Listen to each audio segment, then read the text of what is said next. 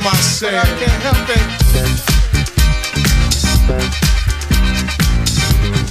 Salam alaikum, masal khair, bienvenue dans votre émission Oussama Live. Alors ce soir nous allons entendre un témoignage, celui de Younes, 29 ans, taximan qui a été roué de coups dans l'après-midi du samedi 31 mai. Il est avec nous ce soir pour témoigner. Salam alaikum Younes. Comme ça, bonjour. Comment tu vas? Ça va super. Ça va bien? Ça va. Alors Younes, tu as 29 ans. Tu as été victime de ce qu'on appelle, qui est tendance en ce moment, de violences policières dans l'après-midi du 31 mai, c'était samedi. Samedi, tout à fait, exactement. Tu es taximan. Tout à fait, en région bruxelloise. Alors, ma première question, je pense que nos téléspectateurs veulent savoir. Comment a été cet après-midi pour toi? Tu as commencé en prenant ton taxi? J'ai commencé comme un samedi, comme les jours de la semaine quand je travaille. Donc, à 6 h du matin, je commence mon boulot. Et donc, je commençais mes travails Enfin, je travaille avec Taxi Vert. Donc, je vais chercher mes clients comme d'habitude et je reçois une course ce jour-là à l'hôtel Marivaux. Donc, il est quelle heure là à peu près? 13 h 45, ouais. Quelque chose comme ça. Donc, j'arrive à l'hôtel Marivaux pour venir chercher mes clients en fait, qui étaient à l'hôtel. Donc, je n'ai pas trouvé mes clients à l'hôtel. Chose que j'ai répétée, que je redis encore une fois. J'avais mis mon véhicule entre une piste cyclable et une ligne continue. Donc quand j'ai déposé, j'étais en infraction, chose que je reconnais tout à fait. En sortant de l'hôtel, en fait, ce qui s'est passé, c'est que voilà, y a un agent de police qui s'est mis à côté de moi en vélo et qui m'a demandé ma pièce d'identité et ma carte et mon permis de conduire. Oui. Donc chose que j'ai obtempérée, tout à fait, j'ai donné. Et à ce moment-là, quand j'ai demandé ce que je pouvais partir, vu que j'étais en heure de service, il m'a demandé de me donner les papiers du véhicule, en fait, du taxi. Oui. Donc, chose que j'ai encore une fois obtempérée et que j'ai donné. Donc, j'ai donné feuille de route, tout le nécessaire au niveau administratif taxi. Tout était en ordre, en fait. Donc, en attendant, quand le contrôle était fini, j'attendais mes documents pour partir. Quand je les reçois, je demande est-ce que je peux partir, en fait, par rapport... Donc le contrôle est terminé pour moi. Je me suis pris une infraction, il n'y a pas de souci, je pars. Il m'a dit non, tu veux rester ici, je vais appeler mon collègue. Donc il appelle son collègue en fait. Et son collègue était un peu plus loin à l'hôtel Plaza en fait. Oui. Vraiment quoi, peut-être 100 mètres un peu plus loin. Ouais, et là dans ta tête, qu'est-ce qui se passe? Tu dis qu'est-ce que je suis en train de vivre? Qu'est-ce qu'ils vont faire? Je m'attendais pas en fait. Pourquoi va-t-il appeler son collègue? Je m'attendais pas en fait parce que quand le premier agent, je lui dis est-ce que je peux partir? Je ne sais pas si ma façon de parler ne lui a pas plu ou peut-être qu'il a mal compris l'information ou autre chose. Il m'a dit que ce taxi va rester ici. Donc moi j'ai dit pour quelle raison?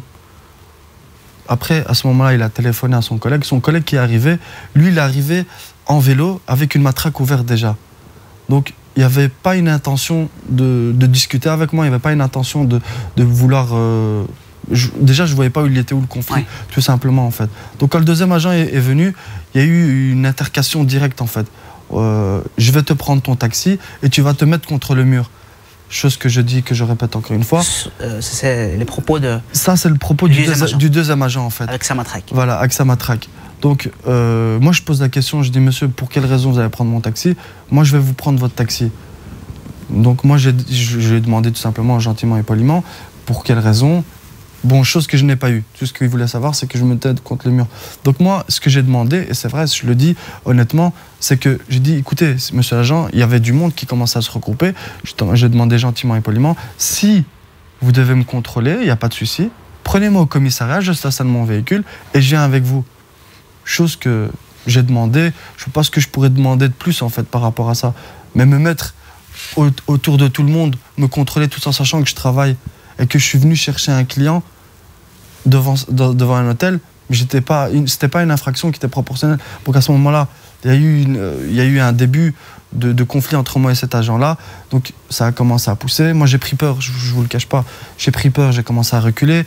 Donc ça a commencé à retourner un petit peu vers le trottoir. C'est à ce moment-là que je me suis mis au pied de l'hôtel, au niveau de la porte. Et quand je me suis mis au niveau de la porte, c'est là où j'ai reçu un premier coup de matraque au niveau de mon coude, un deuxième coup de matraque au niveau de mon abdomen.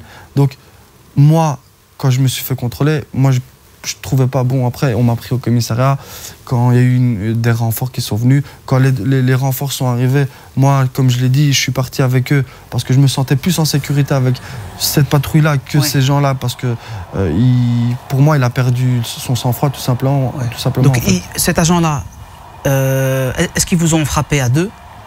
Non, non, pas du tout. Moi, je le dis, il y avait un agent qui m'a frappé en fait. Ouais. Il y a un agent qui m'a frappé, comme je l'ai stipulé dans le journal et dans d'autres endroits, il n'y a qu'un agent qui m'a frappé. C'est le deuxième agent qui est venu avec une matraque ouverte en fait. Il avait l'intention de frapper? Pour moi, il y avait une intention de frapper. Donc quand on arrive avec vers quelqu'un avec une matraque déjà ouverte, c'est qu'on a déjà une optique et un état d'esprit qui est déjà bien fondé, bien à l'avance. Donc pour moi, et en plus de ça, est-ce que c'est proportionnel? C'est ce que je me pose comme question. Est-ce que c'est proportionnel par rapport à l'infraction que j'ai commise, tout en sachant que moi je travaille pour déplacer des personnes. On est taximan en région bruxelloise. Je pense qu'à mon avis c'est un véhicule d'un service public. Donc en plus de ça, il y a une problématique par rapport à ce genre de comportement que je trouve excessif au niveau de la police vélo. Je ne vais pas stigmatiser toute la police par rapport à ce genre de problème, mais moi ce que je ne comprends pas, c'est qu'on est un service public et au sein du centre-ville, il y a beaucoup ce genre de problèmes. En tant que taximan, en tant que citoyen, en tant que personnel qui livre, les livreurs ou autre chose, travailler pour... quand on reçoit une infraction, je suis tout à fait d'accord, c'est normal. Moi, je dis, on est en erreur, on paye, c'est tout à fait normal. Oui. Mais aller jusqu'à une proportion où je me retrouve en incapacité de travail, je vous le dis honnêtement, je suis un peu choqué parce que... Tu es en maladie là maintenant? Là, je suis en incapacité de travail, tout à fait, ouais. Tout à fait, ouais. Oui. Tout à fait. Alors, le deuxième agent est venu avec l'intention de te frapper. Donc, il t'a frappé au niveau du coude. Est-ce que tu peux montrer à... Ouais, j'ai une mineure. Ouais. Tu as une attelle? Ouais, j'ai une attelle. Ouais, tout à fait. D'autres agents sont venus en renfort. Ouais. Et ils t'ont pris au commissariat? Ils m'ont pris au commissariat, tout à fait. Et là, qu'est-ce qui s'est passé? Quand je suis arrivé au sein du commissariat, j'ai eu un malaise en fait. J'ai eu un malaise dû au coup en fait que j'ai reçu à l'abdomen. On m'a pris à l'hôpital. Donc au niveau du commissariat, je pourrais pas dire qu'on n'a pas fait le nécessaire. On a fait le nécessaire à ce niveau-là. On m'a pris à l'hôpital. Donc arrivé à Saint-Jean, ce qui s'est passé, c'est qu'il y a eu... Hôpital Saint-Jean. À l'hôpital Saint-Jean, oui, tout à fait. Il y a eu des examens qui ont été faits. Donc moi, personnellement, j'ai vomi du sang dû au coup. Mais bon, pour moi, j'ai pas été soigné comme il fallait à l'hôpital Saint-Jean. Ça, je le dis haut et fort. Il y a pas, je vais pas tourner autour du pot par rapport à ça. Je ne sais pas si c'est parce que voilà, quand on prend des gens du commissariat et on les ramène dans cet hôpital-là, on travaille pas de la même façon. Autre chose. Tu n'as pas été soigné du tout à l'hôpital? Moi, j'ai pas été. La preuve, j'ai été à Erasme. On m'a gardé en observation pendant 24 heures. On a vu que je vomissais et que voilà, mon coude, il y avait des hématomes. C'est peut-être pas aussi, on va dire, le grand sang ou autre chose, mais c'est que le fait que j'ai été blessé. Ouais, et à Saint-Jean, ils t'ont rien fait? À Saint-Jean, en Saint-Jean, ce qui s'est passé, c'est que voilà, je suis sorti de là. On m'a dit, voilà, on m'a fait des soins rapides. Voilà, c'est un peu genre, je te prends, je vous bâcle et au revoir et merci. Donc moi, par rapport à ça, j'ai été fort déçu. Et bon, cette histoire, elle m'a touché en tout point de vue, de toute façon. En tant que taximan, en tant que citoyen et en tant que... Voilà, je pense qu'à mon avis, on est tous des Bruxellois, on est tous des citoyens. Et je pense pas qu'on doit être traité de la sorte, que ce soit par la police. Parce que moi, je trouve que la police, c'est ceux qui nous représentent, c'est les personnes qui sont là pour notre sécurité. Pas le contraire, tout à fait. Et encore moins, quand je regarde, c'est la chose que j'arrive pas à accepter, c'est encore moins... pour que la police nous persécute comme ça, quel que soit le type de profession qu'on fait ou autre chose. Et je pense qu'à mon avis, c'est le genre d'histoire qui m'est arrivée là maintenant. Je pense qu'il y en a, cette semaine par exemple, on a eu 2, 3, les semaines d'avant. Et pour moi, je pense qu'à mon avis, c'est un débat ou quelque chose qui devait être ouvert. Ouais. Parce que je pense qu'à mon avis, il y a des sérieux problèmes à ce niveau-là. Donc après, tu as été hospitalisé à l'hôpital Erasme. Tout à fait, ouais. Tu es resté en observation? Je suis resté là, j'ai dormi presque 12 heures passées, ouais. Je suis rentré là vers 19 h, quelque chose comme ça. Et j'ai dormi là jusqu'à midi, je suis sorti à midi. là où j'ai été vraiment bien encadré par l'équipe médicale et que je remercie aussi en même temps. Qu'est-ce qu'ils t'ont dit, les médecins? Ils t'ont dit que j'avais des hématomes. C'est dû au coup? Que je leur ai expliqué mon histoire, en fait, que les coups de matraque m'ont fait mal et que voilà, ils m'ont donné une incapacité. J'ai rendez-vous avec mes médecins pour suivre tout ça. Et puis voilà, j'ai porté plainte aussi en même temps via le biais de mon avocate qui fait le nécessaire au niveau judiciaire par rapport à ça. Tout à fait. Ouais. Donc tu as quitté l'hôpital Erasme dimanche? Dimanche, oui, tout à fait. Quel était ton état d'esprit après avoir quitté l'hôpital? Est-ce que tu as senti une victimisation, une colère? Est-ce que tu voulais t'acharner sur les personnes qui t'ont fait subir ce que tu as subi? Une colère, je dirais pas ça parce que j'ai pas de problème. Je veux dire, je crois en la justice, je crois en la police parce qu'il n'y a pas que des mauvais éléments. Hein. Il y a une minorité qui fait que malheureusement, que ce soit dans tous les corps de métier, que ce soit dans ma profession, que ce soit dans tous les corps de métier, je vais pas généraliser par rapport à ça. Une haine, je dirais pas ça, mais je dirais plutôt que voilà, que moi j'aimerais bien que voilà, justice soit faite par rapport à ces genres de comportements qui sont pour moi excessifs et que pour aller les autres cas de figure, ce soit la même chose par rapport à ça. Moi ce serait plutôt mon optique. Une haine, je pourrais pas dire une haine, hein, tout à fait. Je pourrais pas dire que ce soit une haine envers ce genre de comportement. Bien au contraire, ça ouvre les yeux à certaines personnes en espérant que ça fait réagir d'autres personnes qui sont beaucoup plus... je pense que les élections sont passées il n'y a pas longtemps et je pense que ça devrait quand même faire réagir certaines personnes qui viennent parce que ouais, voilà, moi je dis que c'est bien, on vote tous, ok, il n'y a pas de problème, mais il faut quand même avoir aussi un retour par rapport à certains points qui sont sensibles et qui sont répétitifs par rapport à ça. Mais bon, voilà, il y a une association taxi qui suit tout ça, il y a des collègues qui sont par rapport à ça. Le bourgmestre, je ne le cache pas, nous a invités au mois de juin par rapport de la ville de Bruxelles, Yvan Mayer, tout à fait. Nous a invités par rapport à ce genre de problématique. Je ne sais pas qu'est-ce qui va se passer de là à là, donc j'attends à voir tout à fait par rapport à ça. Voilà. Mis à part les séquelles physiques que tu as eues, donc là, les coups au bras et à l'abdomen, est-ce que tu as gardé des séquelles psychologiques? Je pense que tu es accompagné d'un psychologue actuellement. Oui, j'en suis un pour l'instant, oui, tout à fait. Et je pense que c'est quelque chose de tout à fait normal. Moi, j'ai 29 ans, je commence à avoir une stabilité dans ma vie. Voilà, j'ai une profession, on a une vie de famille, donc c'est tout à fait normal que ça persécute moralement. Ça, c'est une chose qui est tout à fait normale. Donc, je pense que ce serait après ça, je le souhaite à personne, de toute façon, ce genre d'intercation, parce que c'est vrai que c'est une sensation où on se sent humilié et un peu, surtout dans son lieu de travail. Ça, c'est ça qui m'a fortement touché. Tout en sachant que j'étais pas avec un véhicule privé, où je n'étais pas en train de jouer ou autre chose, j'étais en train d'effectuer mon travail. Ouais. J'étais en train d'effectuer mon travail. Et c'est dans ce point sensible que je voudrais plus tirer sur la chose, parce que en tant que taximan, en tant que personne qui travaille, comme chauffeur professionnel, il y a une grande problématique au sein de la ville de Bruxelles qui est ces pistes cyclables. Parce que je pense que, je ne sais pas si les plans sont bien faits ou autre chose, mais il faudra quand même trouver une solution pour savoir distinguer nos véhicules qui sont des véhicules professionnels. Un bête exemple, je vais le donner, et je l'ai déjà eu, et plusieurs collègues l'ont déjà eu en cas de figure. On va commencer du tronçon du boulevard Lemonnier en repartant jusqu'à Émile Jacquemin et Adolphe Max. On a cette problématique. Il y a une polyclinique, je travaille chez Taxivert, polyclinique qui appelle souvent Taxivert, qui se trouve au bout de donc, boulevard du Midi, croisement boulevard Lemonnier, en temps de circulation, se mettre comme on demande, pas se mettre sur la bande cyclable parce qu'on risque d'avoir une amende. Et si on se met sur le côté, si on se met sur la ligne, on gèle la circulation, on peut se prendre un PV. Donc c'est deux façons de faire et de dire qui sont pratiquement impossible de faire. En théorie, oui, d'accord, mais pratiquement, non, c'est pas possible. Et comment on fait? Tout en sachant qu'il y a des fois, on transporte des personnes qui sont âgées. Et je pense que vous, moi ou n'importe qui, on a des grands-parents, on a des enfants.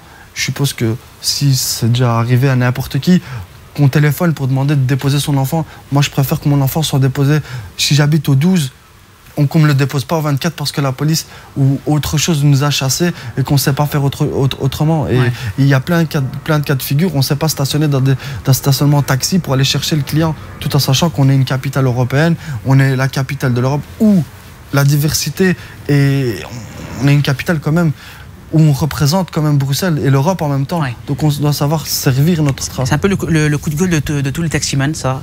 Le fait qu'il y ait des pistes cyclables qui empêchent le stationnement. Ben, moi, un coup de gueule, je dirais oui et non. Pourquoi? Parce que je vais pas. Est-ce que ça a été différent votre façon de procéder a été différente? Avant, c'est pistes cyclables et après. Tout à fait. Après, c'est pistes cyclables. Ouais, tout à fait. C'est pas que je suis contre les pistes cyclables, mais que comment on peut effectuer notre travail. C'est ça le problème. C'est parce que nous, le problème, est-ce que c'est un piège? Un piège pour les amendes ou autre chose? C'est la seule chose qui m'intrigue, que je comprends pas, parce que quand on se met sur le côté, quoi qu'il arrive, on se prend un PV. Moi, par exemple, ma journée de samedi m'a coûté énormément cher.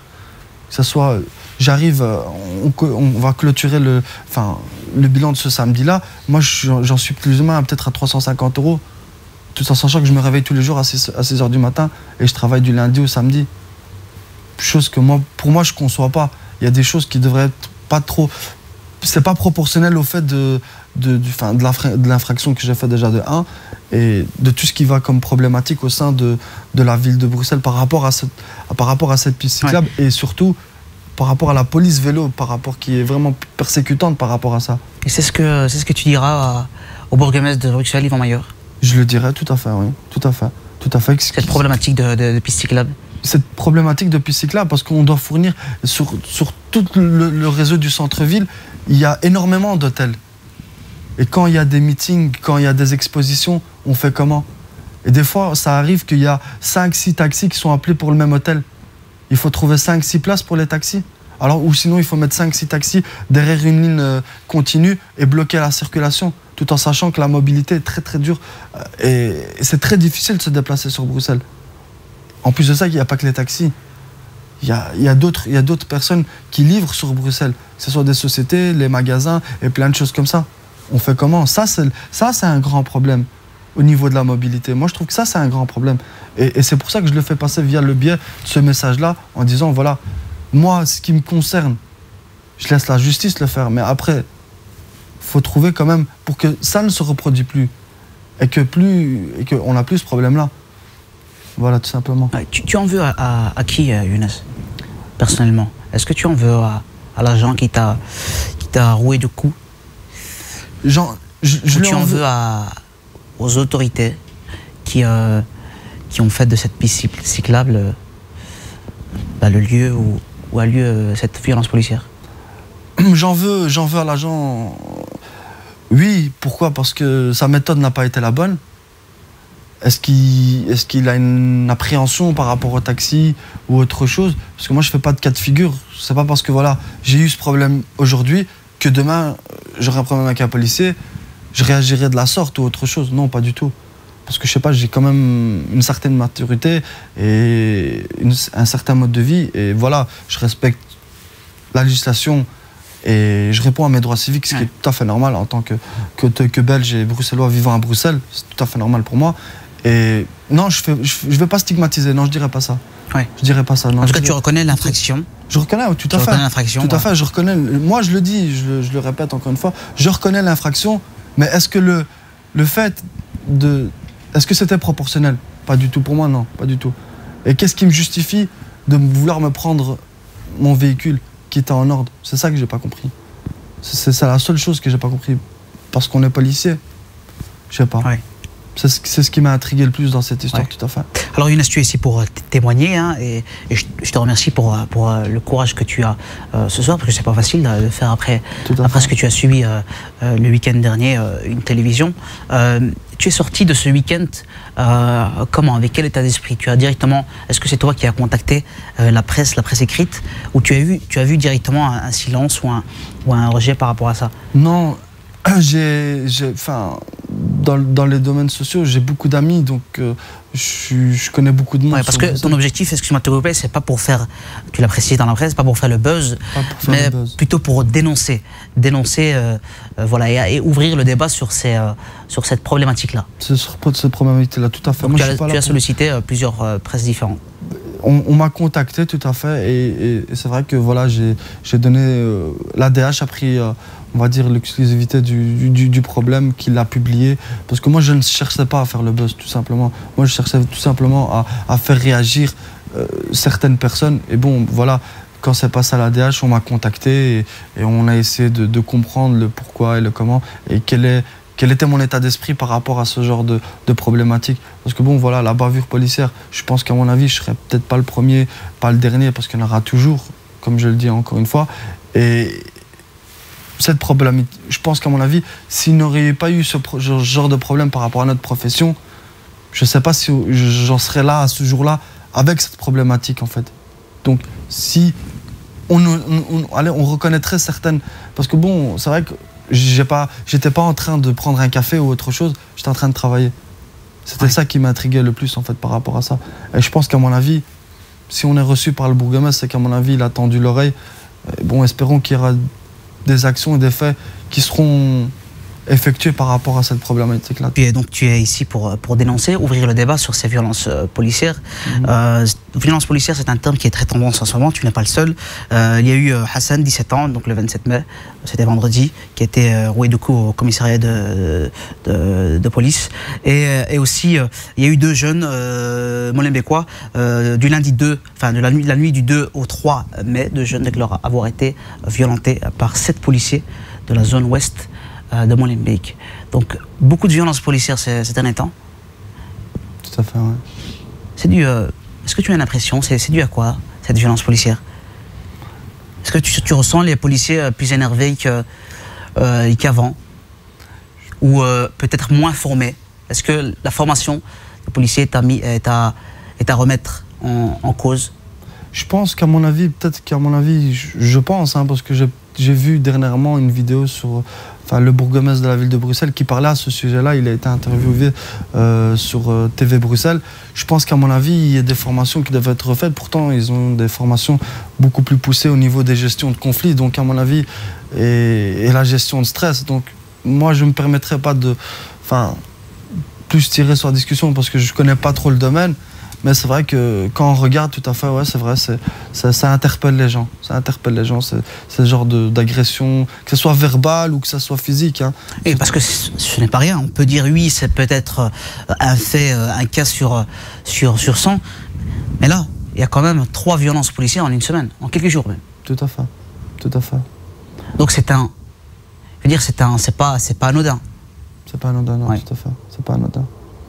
Mais je serais pas te dire plus par rapport à ces genres de... j'ai pas suivi beaucoup ces histoires-là, mais c'est vrai que j'ai eu des communications, des emails, parce que quand j'ai eu mon problème, c'est vrai qu'il y a plusieurs associations qui ont pris contact avec moi et qui m'ont expliqué. Bon, après, il y a des pages qui tournaient sur tous les sites sociaux et les réseaux sociaux. Donc, par rapport à ça, c'est vrai que c'est... Moi, ça me touche parce que voilà, il y a eu un mineur qui était dans cette histoire-là, chose qui n'est pas acceptable en plus de ça. Et bon, après, pour les deux autres personnes aussi, ils ont été... je pense, j'ai vu les photos, ça avait l'air d'être un peu assez sérieux par rapport à ça. Et je pense qu'à mon avis, la justice fera le nécessaire par rapport à ça. Comme dans mon cas de figure aussi, la même chose. Tu as dit aussi que dans le commissariat, c'est-à-dire juste après qu'on t'ait interpellé, donc l'après-midi du samedi, que le premier agent qui était, on va dire, sympathique avec toi, dans le commissariat, a dit au deuxième agent qui est venu te frapper, voilà, tu dois mesurer tes responsabilités. Ça, je l'ai entendu, je le dis, je ne vais pas c'est ce qu'il a dit. Dire, que chacun reprendra ses responsabilités, donc sur quel sens il voulait tirer. Ça, je pense qu'à mon avis, on n'a pas besoin d'aller à Harvard pour le comprendre, mais voilà, moi j'ai fait le nécessaire par rapport à ça, et je laisserai mon avocate vous allez constater les choses avec... je pense qu'à mon avis, il y a une justice et je pense qu'il y a des juges qui feront le nécessaire pour voir un petit peu où est la faille par rapport à ce genre de choses. La preuve, il y a des caméras sur le boulevard Anspach. Bon, maintenant, malheureusement, il y avait des personnes qui filmaient. Je ne les connaissais pas. J'ai essayé de retrouver un petit peu, via le biais de certains amis, c'est de retrouver ces vidéos. Mais bon, j'ai une chance sur 1000 de les retrouver.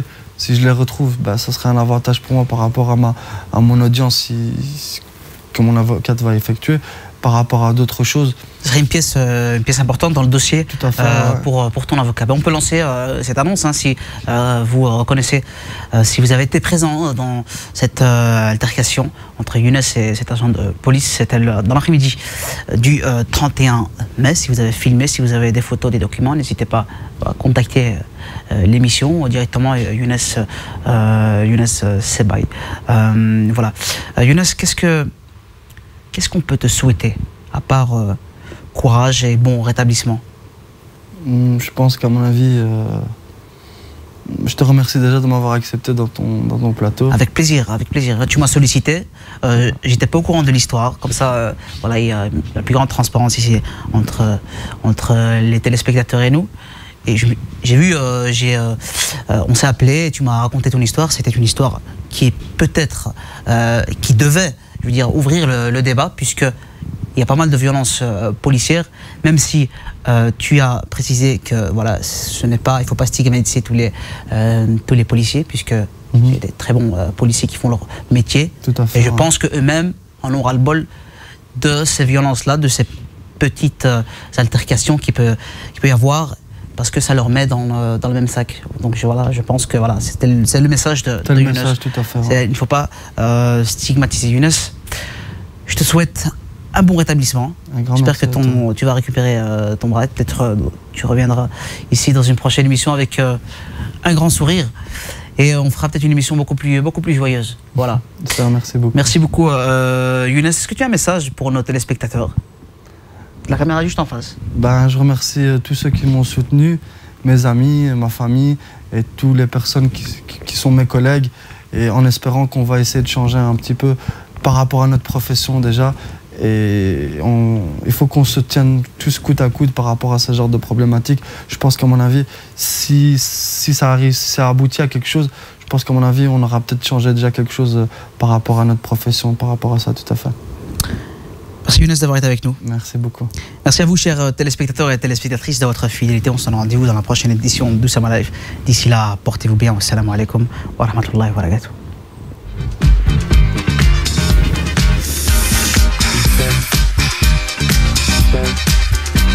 I don't want to be a freak, but I can't help myself.